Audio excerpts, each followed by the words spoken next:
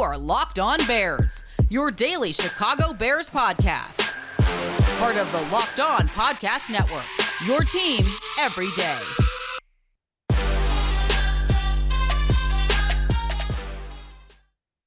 We could all feel how much fun it was to watch Justin Fields against the Steelers. We could all see that he's playing better. We can look at the stats and see how well he played. But today I really want to dive into what specifically and why Justin Fields really seemed to take that next step forward against the Pittsburgh Steelers. This is Locked On Bears, and I'm your host, Lorin Cox. I'm an analyst for Pro Football Focus, and I'm here to bring you your daily, in-depth Chicago Bears news and analysis. Today's episode is brought to you by McDonald's, proudly serving communities since 1965. McDonald's has always been more than just a place to get tasty, affordable food. It's an unofficial community center. A big thank you to our friends at McDonald's for always being there. I'm loving it.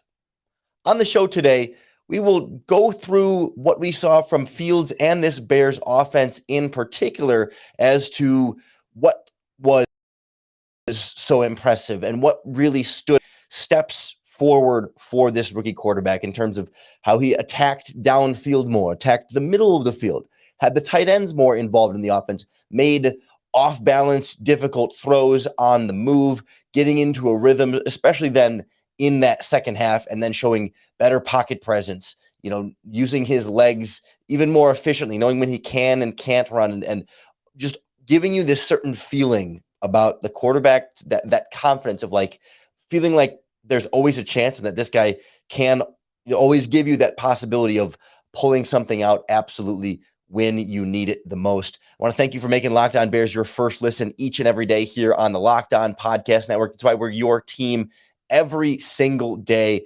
And today, for me, going back through the tape of this game, what stood out right away was the tight window throws he was hitting, where wide receivers and tight ends were not particularly open, or they're not completely covered, right? He's not throwing into the arms of a receiver or whatever. It's not like a 50-50 ball in terms of he's throwing it up to somebody who is just not open in any way.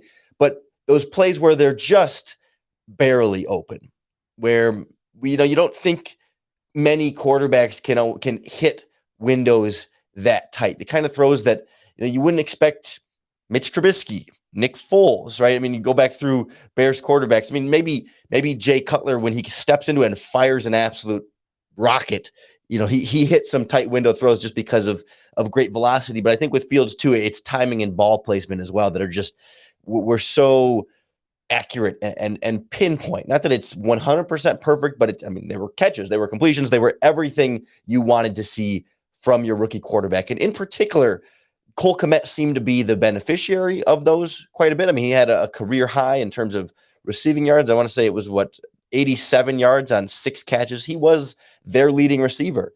And so often it was like two linebackers kind of convening in the middle on the ball, right? Or, it's over the top of a linebacker, but underneath the safety. And it's not yards and yards of space, but it's Kmet making the catch right out of the outstretched reach of the defender, taking a hit and holding on to it. That's where we see, I think, some progress from Kmet in that some of those more like contested catch situations, those physical ones where there's defenders kind of draped all over him, he hasn't always been able to hold on to those. And those don't count as a quote unquote dropped pass, right? Pro Football Focus doesn't chart that as a dropped pass. They do have other methods they use to chart those plays that aren't so much open to the public, but NFL teams do use that information from PFF.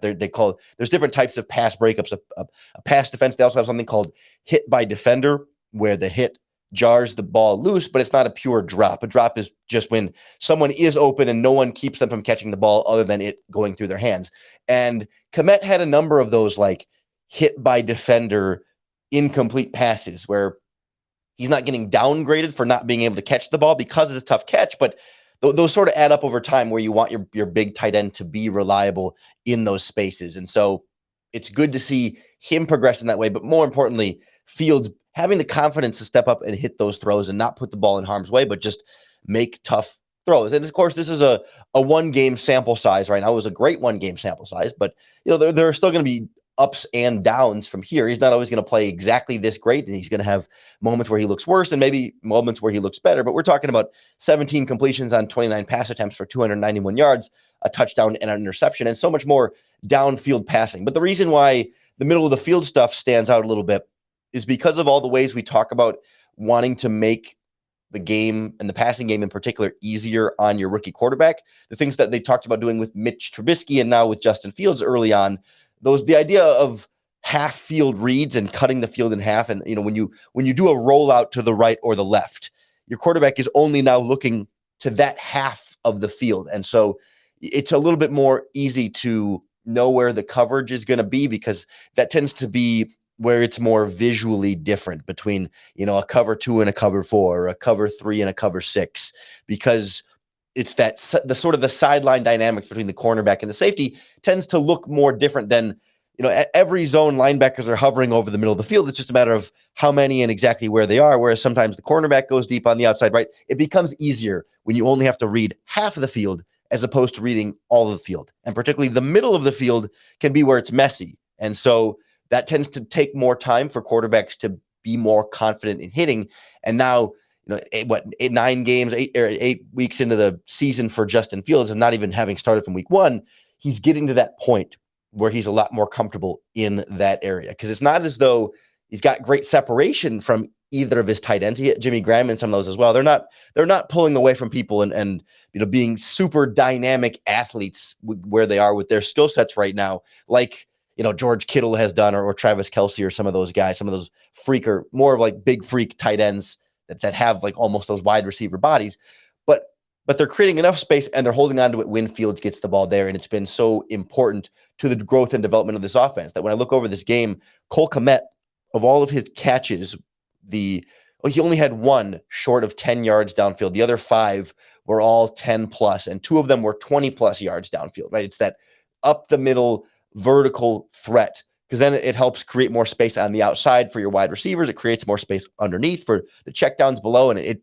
does so much to open up what the Bears want to do offensively, and so much of that falls back on your rookie quarterback taking those steps forward to be able to hit those consistently and open up the playbook from there. So I think that was like top of the list, wow, impressive moments from Fields in this game. But we also see him, I think, continuing trends from recent weeks, and definitely like when you compare it to Cleveland to now, you can see a couple of key areas, especially when it comes to Fields' movement, both running and throwing outside of the pocket, well, and inside the pocket as well. But that idea of being stationary versus moving, I want to dive a little bit more deeply into where we're seeing some of that accuracy and improvement from Fields next on Locked On Bears. Hey, Bears fans, there is an incredible app you need to know about for anyone who buys gas. It's called Getupside, and you get up to 25 cents cash back for every gallon of gas you buy every single time you fill up. You just download the Getupside app in the App Store or Google Play and enter our promo code TOUCHDOWN. That promo code is going to get you a bonus 25 cents on top of the base 25 cents. So that's up to 50 cents cash back per gallon when you fill up. Don't pay full price at the pump anymore, especially with gas prices. Well, they've been fluctuating. They were going up for a while there, and they're kind of stabilizing a little bit, but it's always a stressor there, and then you don't need to pay the exact price that's listed there. They're going to give you that cash back. Some people who drive a lot are making as much as $200 to $300 a month in cash back, and there's no catch. The cash back goes directly into your Getupside account, and then you can cash out anytime directly to your bank account. You can do it through PayPal or even just like an e-gift card to Amazon and some other brands if you feel more comfortable going that way. Super simple, easy to use. Just download the free Getupside app and use our promo code TOUCHDOWN to get up to 50 cents per gallon cash back on your first fill up. That's Getupside, promo code TOUCHDOWN. We're really seeing Justin Fields' upside shine through as his legs have matched the arm, right? I mean, we knew he had the mobility, but I guess maybe this way, maybe now the arm is matching the legs when you talk about the tight window throws, stepping in the pocket. I mean, he's always been a pocket passer at Ohio State, right? This is not a surprise that he's been calm, cool, collected, and poised now, hitting difficult shots and throws downfield that have opened up this offense, because that's exactly what he did at Ohio State. but it's getting to that point of confidence in this Bears offense, with these Bears receivers, with this Bears offensive line, and this Bears coaching staff that's just, it's an adjustment from what he had at Ohio State. But then you're combining that with the legs, and we're seeing really the full picture come together here. That what I've been so impressed with that I think goes a little bit overlooked. Like, anyone can see, tight window throws are difficult. But the other thing is, like, he's been rolling to his left and making some really impressive, accurate, pinpoint timing throws that are just so hard to judge physically for a right-handed quarterback. And it really stood out 2 weeks ago with the touchdown to Jesse James in the end zone, like in the red zone, when he's rolling to his left and like James is like going down, he's going sideways, but also down to the ground at this like downward, I was gonna say 45-degree angle, but my math is there's at 120 would be like past 90 and going down. I think 120-degree angle, like extended going down, and Fields is rolling to his left, flushed out of the pocket, and to flip your hips to be able to then make that throw and drop it in precisely where it needs to be is so much more difficult physically than Justin Fields makes it look. And again, this is not a huge surprise in the sense that we did see him do those things at Ohio State, but it's seeing it fully translate to the NFL now that's so impressive and encouraging.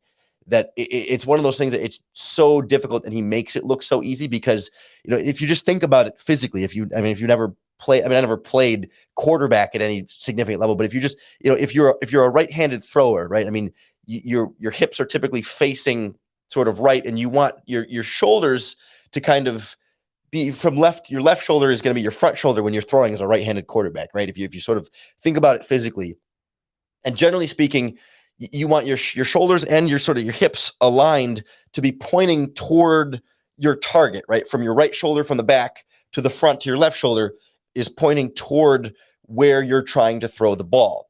But if you're rolling to your left and running left, your shoulders are facing backwards and your hips are facing backwards. And you can kind of contort your upper body a little bit to kind of get the ball over there. But that's why it's so hard to throw opposite direction. It's the reverse for left-handed quarterbacks going to the right. But so what quarterbacks have to do is the term they call flip your hips, where as you're rolling left, you kind of have to stop as you're moving and just kind of almost like hop and get your hips flipped around and your feet kind of reversed so that your left foot is forward instead of your left foot being back as you're rolling left very quickly while going full speed, escaping from pressure and judging the coverage, the receivers, the routes, and how far you have to throw it. But that's how you generate the right amount of velocity and touch and air and timing to drop that ball in where it needs to go. And we've seen him do it.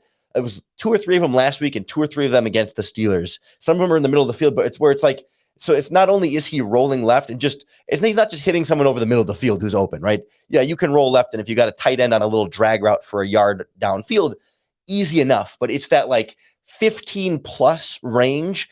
And he's dropping it at the sideline to where, his receiver, we saw it with Darnell Mooney a couple weeks ago. I think it was Komet. Or maybe it was one of the other tight ends a couple of times in the Steelers game too. And then of course the touchdown as well. Like, he's dropping it in the perfect spot where the receiver can catch it and get feet in bounds and have enough space so where he doesn't have to slow down for the coverage to step up, but enough timing to where he can still catch it and get the feet in bounds before going out of bounds. And it's right where it needs to be while rolling left and doing that quick flip of his hips and getting the ball in there. And it's such a difficult thing to do physically. And not a lot of quarterbacks, a lot of times they'll just arm it. We'd see Mitch Trubisky just do the arms. And you try and flip the hips a little bit, but he's not generating that velocity from his lower half and in his core. And that's really where, a lot of quarterbacking comes, is in that core, to then shift your body weight into your arm. And that's where the energy flows. It's like from the core and then out your arm to the ball is how you physically throw the ball. I'm not a physicist or what are they anatomy expert, but that's just, you learn about quarterbacking and passing. That's how it goes. And when you're rolling left, it's hard to get your lower body and your core into it, and it has to be a lot of upper body and chest. But when you're able to flip those hips, then you get that rotational velocity but from your core instead of just in your shoulders, and that's how those passes are able to be there so effectively. And I just remember that was always a thing with Mitch. He could never really get the mechanics of rolling that direction to be clean consistently enough. Sometimes he would, but a lot of times that's where you'd see those passes sail or fall short. And it's just been It's been so impressive to see from Fields of making something that difficult look that easy. Now, he still has those moments where he'll also make some of the easy things look hard in terms of footwork in the pocket. And I do want to get into pocket presence a little bit more in depth in just a moment here. But as I think about like making difficult things look easy and sometimes easy things look hard, there have been those plays occasionally where he's throwing the curl and it's too high or too low, or he's just trying to throw the little check down and it's too low or too high. I mean, nothing I'm concerned about, but it's a counterpoint to what I'm saying about flipping left, where it's like sometimes it's footwork in the pocket where he's standing kind of still and has to make a quick decision with it, and he's not in rhythm with his feet.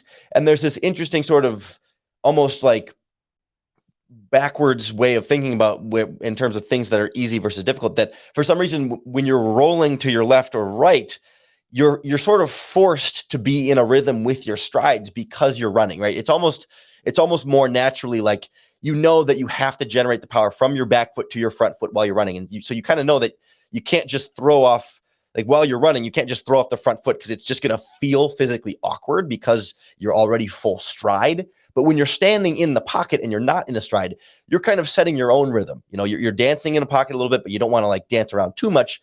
And then you have to like quick set and throw, right? It's a much faster process of getting rid of the ball as opposed to when you're on the run, it's a little bit slower and it forces you to stay in that rhythm of passing. And so that's what I think we see him, when we see him miss sometimes in the pocket, it's because he sees it open and makes that quick decision and doesn't set his feet properly and doesn't shift the weight as much. And sometimes he'll jump and sometimes he'll just kind of flick it. And it's just the little things that he's trying to hone down a little bit that are again, not indicative of some kind of greater concern that I'm afraid he's never going to figure out or is going to hold him back in any way. No, it's just little things here. It's rookie things that you learn, especially in NFL pockets where and when you can kind of get away with some of that stuff. And it's much, much more important that he's mastered the difficult parts, because I think the thing I'm talking about in terms of just little pocket footwork, stepping into quick little throws like that is much, much easier and definitely a lot more easily fixed for, there's things he'll work on as he kind of goes throughout his career. But the pocket presence in particular has been a strong point of growth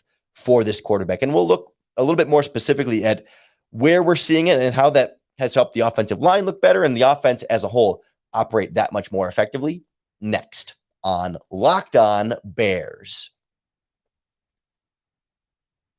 Today's episode of Locked On Bears brought to you by the world's best tasting protein bars, Built Bars. And if you haven't tried a Built Bar by now, you are missing out, because they are they are protein bars by definition, but they don't taste like protein bars. They taste like candy bars. Like you think about other protein bars at the store, right? They're kind of chalky or waxy or just kind of hard to choke it down. You're kind of struggling to get through the end, but you feel like it's good for you, so you got to eat it. But Built Bars are all soft and chewy. They're all covered in 100% real chocolate. And when you bite into it, you can instantly tell that you're just getting something different. It's like an experience that you really get to enjoy, because it does taste like a candy bar, but Built Bars are low carb, low calorie, low fat, low sugar, and high in protein. So it's all the healthy benefits on top of just tasting delicious, coming in a bunch of different flavors as well. There's not anything else on the market that tastes this good and has those nutrient macros. I'm telling you, you really just got to try them for yourself. I eat them literally every single day. Head on over to built.com and use our promo code LOCKED15, and you're going to get 15% off your next order. That's promo code LOCKED15, LOCKED15 for 15% off at built.com. Early on with Justin Fields' first start, especially against the Browns and that pass rush, but the first couple of games, he understandably had issues in the pocket. It was one of the things, like we would be encouraged by a lot of the throws he was making, but then issues with feeling out the pocket, knowing when to escape with his legs, knowing when to hold on and try and make a play, and maybe trusting his legs a little bit more.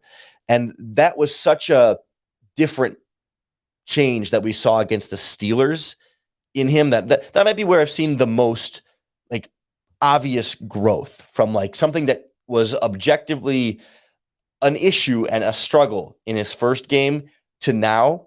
It has been an incredible growth from him. I mean, it's about knowing when he can stand in the pocket and maybe take a hit after he's gotten rid of the ball, and delivering it and knowing then when he does need to get out and being able to have that feel a little bit more for, Jason Peters and how he tends to block players, and now Larry Borum and the interior guys, and knowing when he needs to step up, when he needs to roll back and out, and all those different things that was an issue against Cleveland. Because, I mean, obviously against Cleveland, they blitzed the crap out of him. Their pass rushers were just unstoppable for a lot of that game, and the Bears were definitely struggling at the offensive tackle positions at that time. And, we've seen some ups and downs from Peters and company along the way, and now Borum in there has been about what we expected for him as a rookie 5th-round pick kind of coming in there. But if you go back and watch some of the pockets against the Steelers, it is not clean, right? He's not surrounded by this, 3-yard circle around him where he just has all day to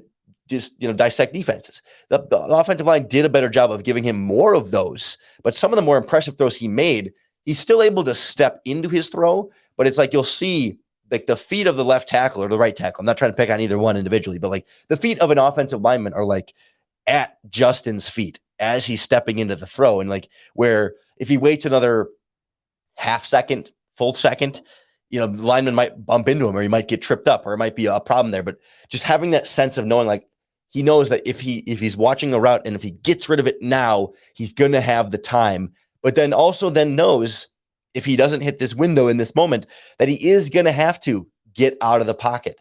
And being able to sort of feel that is just one of those things that does take time because you're getting to know your offensive line and how well they hold up on blocks and certain angles and that feel of like, okay, if I can feel Jason Peters, I'm just doing an example. If I can feel him right here, I know that he's still engaged with that lineman. He's given up some ground, but I know the lineman, that the pass rusher is not about to release from Peters and bring me down. So he knows when he can hang a little bit more there. Whereas he knows like, if he's just feeling that person running at him, that he needs to get out. I mean, it's not something you can measure. It's not really something you can like purely directly practice necessarily. I mean, you just get it from live game reps. And then you combine that with him really, I think, having a much better sense of the NFL speed and who he can outrun, how long he can outrun them, and who he can't, and who, and it's not even like purely like, if you think about it in Madden terms, it's not like what's my speed versus his speed, but it's situationally like, does TJ Watt have a full head of steam? Am I going from a stop or am I already full sprint? And if I'm at full sprint and he's at full sprint, I'm faster than him at full sprint. But if he's got the momentum, like little physical momentum is already closer to top speed and I'm not, can I escape, right? It's those little like feeling of like your acceleration versus my acceleration and speed and agility and all those different things and angles. He's gotten better at like, that was the thing against Cleveland where like he'd escape the pocket and he would be a little bit sometimes too flat in thinking like, I can just beat you to point A. But we see against Steelers, like he'll run around a little bit more to build up some of that speed to then get to the line of scrimmage, right? It's not always like that 45-degree angle, but sometimes you're running back a little bit more and taking more of like a loop around to get back to the line of scrimmage, knowing that you can outrun the player if you take a wider path to get there instead of just necessarily taking the short path where he might be able to cut you off a little bit more easier. So then you combine that with, avoiding some more of those hits and some of those sacks in the pocket. He's not necessarily like throwing the ball away, like just to the sideline a lot yet. And not that he necessarily needs to, but it's just, he's not taking those sacks when he would have earlier in his career, right? He's using his legs so much more as an advantage there, and also not fully committing to the run when he does get out of the pocket. Sometimes he does because he knows his routes, what's open, what's going on downfield. But there was one against the Steelers in particular where like he rolled out to his right, took like kind of a wide angle, and like started tucking the ball, like 3 or 4 yards behind the line of scrimmage, and then he popped it out and flipped it to Jakeem. That was like third and really long. I think that was the one where he flipped it to Jakeem Grant, who like wasn't expecting the ball, but he was open because he saw Fields tuck it, and he just like turned back to Fields and saw him tuck it and was kind of like, okay. And then Fields pulled out and flipped it to him. It was kind of like this surprise. You saw the receiver go, oh crap, ball, catch it, and create some yards after the catch, right? Those types of plays kill defenses. At least when they think you're going to scramble with it, they can drop out of coverage and just come after you as the quarterback. But if they think you're going to scramble and then you flip to the pass, your wide receivers end up being quite a bit more open as a result. And that's where you can sort of take these like next level playmaking ability from Justin Fields. And it all leaves you feeling like pretty much on any play, even if things break down, you feel like you have a quarterback that's always going to give you a chance of gaining something on every play. Not that he's always going to gain something on every play, but you always feel like a play is never dead or completely broken. Certainly on that 4th and 1 touchdown scramble we saw 2 weeks ago. Good example, but even on passing plays too, right? Sometimes it felt like with Mitch Trubisky, and this is not trying to compare the two of them. It's not a fair comparison for Mitch at this point, but like, the pocket would kind of collapse. The play would be really broken down. And you just kind of felt like, this isn't going to be good. Like just don't turn it over, right? Kind of thing. But like Fields has that special talent to make something out of nothing at all times. He's that kind of quarterback that makes you feel like you always have a chance on third and long, right? We're getting to that point where it feels close, like 3rd and 17. He's not gonna hit that every time. It's not, he's not Patrick Mahomes, but you feel like he's got the arm, he's got the brains, he's got the, he can see the field well, he can make the throws, he's got the legs to extend the plays. That maybe there is an opportunity there. Anytime he's dropping back to pass, you feel like there is a threat of him getting that first down. And then we saw it again at the end against the Steelers. Anytime you're down late in a game, you have that confidence that he can drive you downfield with 3 minutes left, with 2 minutes left, with 30 seconds left, right? He can get you into field goal range. You have that playmaking ability and that clutch gene that's not measurable, but boy, you saw it. I mean, and it's such a unique feeling for Bears fans that haven't really truly felt this way about a quarterback. And again, I want to emphasize that it's not just all gravy from here. There are going to be steps back and mistakes and more rookie ups and downs that we see from Fields throughout the rest of this season. And then even in the years to come, teams will have answers for him and all that stuff. But this was like this week and last week and the last couple of games, and the progress we've seen is like him proving it to you that he is capable and that what you saw at Ohio State is translating to the NFL. And I think it's a very encouraging spot to be in if you're a Chicago Bears fan, especially when you see Jordan Love in Green Bay having a mediocre at best game in Rodgers' absence. Not a fair comparison. Jordan Love in his first career start. Justin Fields in, what is this, start number 6 or game number 6? I lose track of the exact number there, right? Not a fair one-to-one comparison there, but you can feel when those two games happen in the same weekend, the Packers have a bad quarterbacking game or a mediocre quarterbacking game, and the Bears have a great quarterbacking game.